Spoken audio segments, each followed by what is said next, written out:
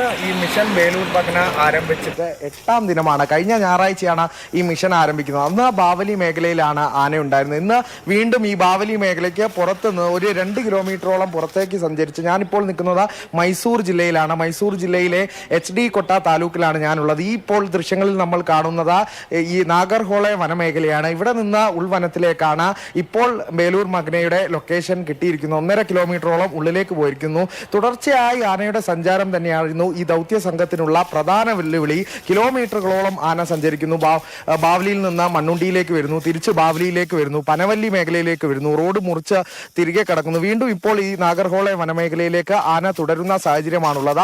ഇന്ന് രാവിലെ മുതൽ അരുൺ സക്രയുടെ നേതൃത്വത്തിലുള്ള ദൗത്യ സംഘത്തിന്റെ ലക്ഷ്യം എന്നുള്ളത് ആനയെ ഡാട്ട് ചെയ്ത് ഈ ബാവലി മേഖലയിലേക്ക് കേരളത്തിന്റെ വനാതിർത്തിയിലേക്ക് എത്തിച്ച് അനുയോജ്യമായ ഒരു സ്ഥലത്തെത്തി മയക്കുവെടിക്ക് അനുയോജ്യമായ ഒരു സാഹചര്യം ഉണ്ടാക്കുക എന്നായിരുന്നു. പക്ഷേ രാവിലെ മുതലുള്ള വനംവകുപ്പ് സംഘത്തിന്റെ ആ ഒരു ശ്രമം പരാജയപ്പെടുന്ന ഒരു സാഹചര്യം തന്നെയാണ് ഉണ്ടായത്. നേരത്തെ വനംവകുപ്പ് ഉദ്യോഗസ്ഥരൊക്കെ പുറത്തേക്ക് വരുമ്പോൾ നമ്മൾ ചോദിച്ചിരുന്നു. അപ്പോൾ ആനയെ ഇന്ന് വിസിബിളായി കിട്ടിയിട്ടില്ല എന്നുള്ള ഒരു മറുപടി തന്നെയാണ് അവർ തന്നിരുന്നത്. എന്തായാലും ഈ ആനയുടെ ഒരു സ്വഭാവം ഇന്ന് നേരത്തെ രാവിലെ ഞാനൊരു DFOയോടൊക്കെ സംസാരിച്ചപ്പോൾ അവർ പറയുന്നത് ഒരു അപരിചിതമായ സ്ഥലത്തെത്തുന്ന ഒരു മോഴയാനയുടെ ഒരു സ്വഭാവം ആ സ്ഥലം പരിചിതമാകുന്നത് വരെ അത് ബഹുദൂരം സഞ്ചരിക്കും. അങ്ങനെ സഞ്ചരിച്ച് പരിചിതമാവുന്ന ഒരു സ്ഥലത്ത് അങ്ങനെ ഒരു സെറ്റിൽ ചെയ്യുന്ന ഒരു രീതിയാണ് മോഴയാനയുടേതെന്നാണ് മനസ്സിലാക്കുന്നത്. അത്തരത്തിലൊരു സ്വഭാവമാണ് ഈ വേലൂർ മകനെയും കാണിക്കുന്നത്. ഇന്നലെ ഒരു വലിയ വെല്ലുവിളി നേരിട്ടത് കൂടെയുള്ള മോഴയാനയെ ആന വന്നത് കർണാടക വനാതിർത്തിയിൽ നിന്ന് കർണാടകയിലുള്ള ആനയാണല്ലോ. ഇപ്പോൾ വീണ്ടും ഈ കർണാടക വനാതിർത്തിയിലേക്ക് തന്നെ ആന എത്തുമ്പോൾ അവിടെ അപരിചിതമായിട്ട് ആനയ്ക്ക് ആ വനം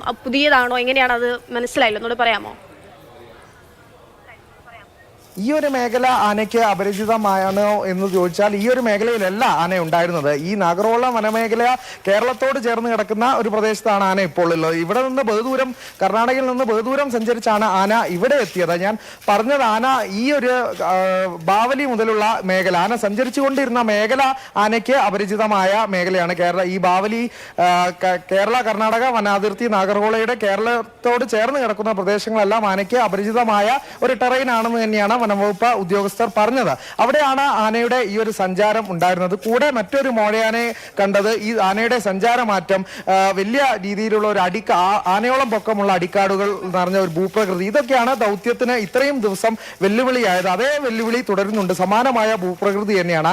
ഇന്നലെ ഈ മോഴയാനയെ ഗതി മാറ്റി വിടാൻ സാധിച്ചു. അപ്പോൾ അക്രമാസക്തനായി ഈ മോഴയാന ഈ വനംവകുപ്പ് ഉദ്യോഗസ്ഥർക്ക് നേരെ പാഞ്ഞെടുക്കുന്ന ഗതിയുണ്ടായി. കുങ്കിയാനയെ വെച്ച് തടഞ്ഞു നിർത്തുകയാണ് ചെയ്തത്. കുങ്കിയാനയെ വെച്ച് പ്രതിരോധിക്കുന്ന ഒരു സാഹചര്യം ഉണ്ടായി. ഇന്ന് വനംവകുപ്പ് ഉദ്യോഗസ്ഥരുടെ കൺവട്ടത്ത് പോലും ആനയെ എത്തുന്ന ഒരു സാഹചര്യം ഉണ്ടായില്ല. ഒപ്പം ബഹുദൂരം ആന ഈ നാഗർഹോൾ വനമേഖലയിൽ ഉള്ളിലേക്ക് കടന്നിരിക്കുന്നു എന്നുള്ളതാണ്. അവിടേക്ക് പോയി മിഷൻ എന്തായാലും സാധ്യമല്ല. കർണാടകയുടെ അതിർത്തിയിൽ വരുന്ന പ്രദേശമാണ്. അപ്പോൾ ഈ പകൽ ഇനി എന്തായാലും ആനയുടെ എങ്ങോട്ടേക്ക് പോകുന്നു, ആനയ്ക്ക് സ്ഥലം പുതിയതാണോ അല്ലെങ്കിൽ പരിചയമില്ലാത്തതാണോ എന്നുള്ളത് അവിടെയുള്ള സാധാരണക്കാരെ സംബന്ധിച്ചിടത്തോളം അതൊന്നും ഒരു വിഷയമേ അല്ല. എങ്ങനെ ആനയെ വെടിവെച്ച് കൊല്ലണം, കൊലയാളി ആനയെ വെടിവെച്ച് കൊല്ലണം എന്നുള്ള ആവശ്യമാണ് വയനാട്ടിലുള്ള ആളുകൾ, സാധാരണക്കാർ, ജനങ്ങൾ ഒന്നാകെ ഉയർത്തുന്ന ആവശ്യം അതാണ്. ഇനിയിപ്പോൾ ഈ മിഷൻ എങ്ങനെ പൂർത്തിയാക്കും, എന്തു ചെയ്യും, എന്താണ് വനംവകുപ്പിന് മുന്നിലുള്ള അടുത്ത നീക്കം, എങ്ങനെയാണ്?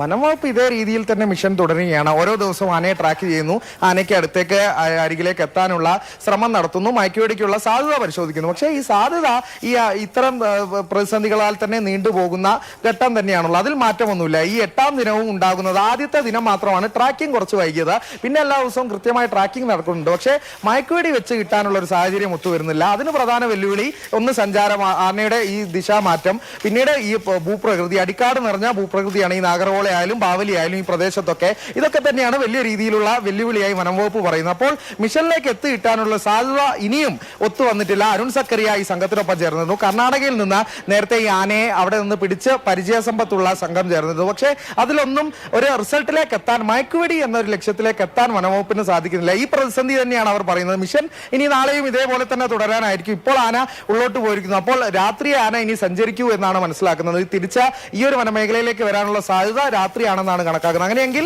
നാളെ ലൊക്കേഷൻ കണ്ടുപിടിച്ച് ഇതേപോലെ തന്നെ മിഷൻ തുടരുക തന്നെ വനംവകുപ്പിന് മുന്നിലുള്ള പ്രാക്ടിക്കലായി വനംവകുപ്പിന് ചെയ്യാൻ പറ്റിയ കാര്യം അതേ ഉള്ളൂ. പക്ഷെ വലിയ രീതിയിൽ ആളുകളുടെ രോഷത്തിനും ആശങ്കയ്ക്കും ഒന്നും ഒരു അറുതിയുമില്ല ഈ 8ാം ദിനം മിഷൻ തുടരുമ്പോഴും എന്നുള്ളത് മറ്റൊരു വസ്തുത കൂടിയാണ്.